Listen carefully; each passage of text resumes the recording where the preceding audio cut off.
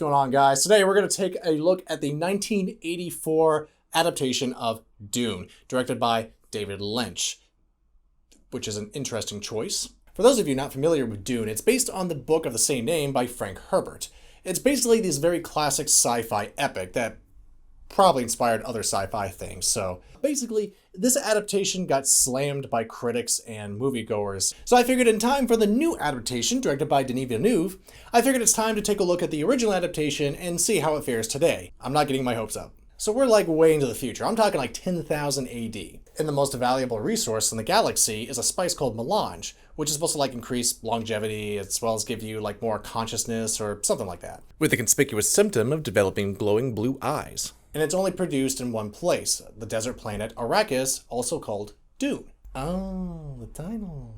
So the galaxy is run by the Padishah Empire, run by Shaddam IV, played by Jose Ferrer, who's having a bit of a power struggle with House Atreides and House Harkonnen. House Atreides is ruled by Duke Leto, played by Jurgen Prochnow, and his enemy, the Harkonnens, are a very manipulative family that will do anything to gain power. So the Empire plots with the Harkonnens in order to get rid of the Duke as well as the entire House Atreides in order to maintain his power. So he gives them the desert planet where they expect to attack him. And no, this isn't any spoilers happening here. Even in the book, they basically lay out this plan from the get-go. You know people are gonna get killed. So you can say the face of the antagonist is Baron Vladimir Harkonnen, played by Kenneth McMillan, who is just an absolute joy and symbol of grossness and villainy. I mean, he's basically a cartoon character. An R-rated cartoon character. But nonetheless, I honestly don't understand the decisions they made here with the Harkonnen interpretation, but we're going to get back to creative liberties in just a bit. So the Duke's son, Paul, played by Kyle MacLachlan, is being trained by his mother, the Lady Jessica, played by Francesca Annis, in what is supposed to be considered the weirding way. So to add on a layer of lore to this universe, there's a sort of weird religion called the Bene Gesserit. They're basically comprised of witches, or these women who have the power of foresight and prescience. They have a surprising amount of authority throughout the galaxy, and it's basically their goal to establish a prophecy of creating a super being one day, or this Kwisatz Haderach, as a self-fulfilling prophecy. But the Lady Jessica didn't listen to orders and kind of skipped a generation, and now her son is this potential prophesized super being. Not only does he also have the ability for prescience and foresight, but he's also very well trained by people like Gurney, played delightfully by Patrick Stewart, which is always a fantastic casting choice. And I think it goes without saying that there's a betrayal, the conspiracy plays through, and of course, it's Paul and his mother Jessica, who barely survived the attack, and now they have to go survive out in the desert all by themselves.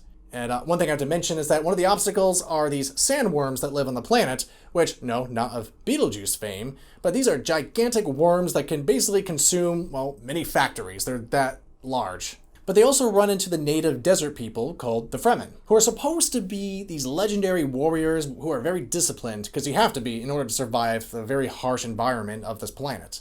In fact, they wear these advanced suits called still suits, which are supposed to collect your perspiration as well as your waste in order to recycle water, because water is a scarcity on this planet. Paul pretty much proves himself as a leader to the tribe, and they also believe that he's this prophesized leader.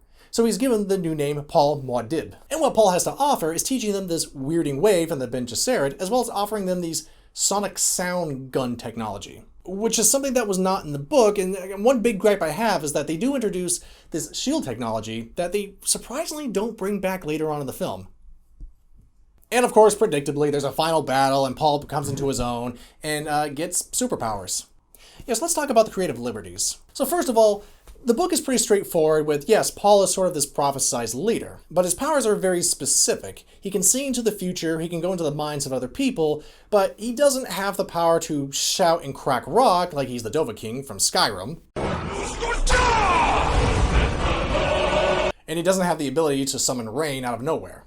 Yeah, that's never explained. And I do have to give credit to David Lynch for compacting a full book into a 2-hour movie, but the sacrifice is that the second half of the movie just goes by really quick. In fact, it's to the point where you don't really know why things are a certain way or where certain things came from. It just goes by so fast. I kind of think of the middle of the series Harry Potter films. If you had read the books, you understand the context, but without them, you might be a little lost in some of the scenes. It's the same kind of thing here. But I didn't think David Lynch was going to be that bad of a choice because, well, let's face it, he's the surreal, artsy director type. when it comes to these scenes of looking to the future, I would imagine that he could have adapted this very surreal type conveyance. But Lynch did say that there was a lot of studio interference, so that's probably why there's a lot of visual effects that just have not aged particularly well. The green screen is very apparent, and there's a lot of dissolves and overlays that just look very cheap nowadays.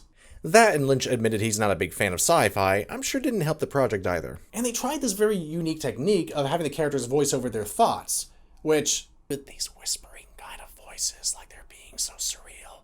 Yeah, I don't really get it either. You know, I couldn't find examples in time for this video, but I want to say I've seen other movies that have used this type of thing before and it worked okay, but not this often and not with the weird whispering. It just kind of comes off as jarring. So yeah, get back to the Harkonnens. Wow. Okay. So the Baron was not this disgusting caricature of a villain. In fact, he was this very conniving, very manipulative type character. And he was supremely fat to the point where he needed levitated suspenders to help him walk. I mean, he was disgusting in that way. But for some reason, they decided to do sort of a Hellraiser version of his family, and I'm not really sure how that was inspired. I mean, it's disgusting and it's memorable, but wow. Doesn't really add a heck of a lot to the story. You know, it's funny because it's kind of like comparing Lex Luthor to, Lex Luthor. Yeah, it's that kind of dumbing down for the main antagonist there. And speaking of other villains, Paul and the Fremen are supposed to have battle with the Sardaukar, who are these planet prison warriors of legend, but here, I guess they're just boiler suit wearing stormtroopers who toss them around. That is a distinct difference. A major celebrity appearance is Sting, as in the singer. Neat. Yeah, it just goes so fast-paced that some characters just sort of appear without you even realizing where they came from. I mean, fine examples are Paul's little sister, Alia, who just sort of shows up towards the end of the movie. Also the Fremen leader, Stilgar, played by Emmett McGill. And Peter, who's delightfully played by Brad Dourif. So I have to mention this because there's a fascinating history to this movie. It was originally purchased by someone else, and it was going to be directed by Alejandro Jodorowsky, who was so committed to this project that he had written a script that was about the size of a phone book. The movie was going to be about 14 hours, at least at the point that it was at. And it's funny because I guess this is one major life lesson learned about filmmaking, is that the pre-pro went through so many rewrites and so much studio interference, and it got to the point where they just ran through their budget, to the point where they lost their rights in 1982, which was able to be picked up and handed over to David Lynch. So it's amazing the amount of detail Jodorowsky was going to have, and honestly, it looks epic what he was going to do. In fact, there's a whole documentary called Jodorowsky's Dune, and I highly recommend you check it out. Some of the artwork is actually done by H.R. Geiger. So my assessment of this movie is, if you've read the book and you enjoyed it and you just want to see some visuals to it, you could check out the 2000 miniseries, which has even worse effects sometimes.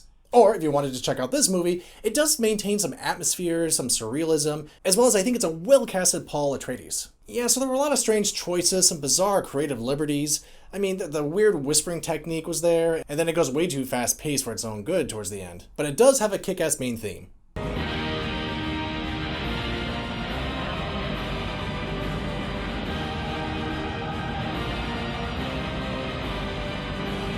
The film overall feels like a classic 80s epic. Not good technically, but entertaining in an old-fashioned way. Honestly, I don't think this movie's as bad as some people make it out to be. I mean, I perfectly enjoyed it. If you had no knowledge of the book, I think you could perfectly enjoy this movie. Maybe be a little bit lost, but at the same time, still enjoy it.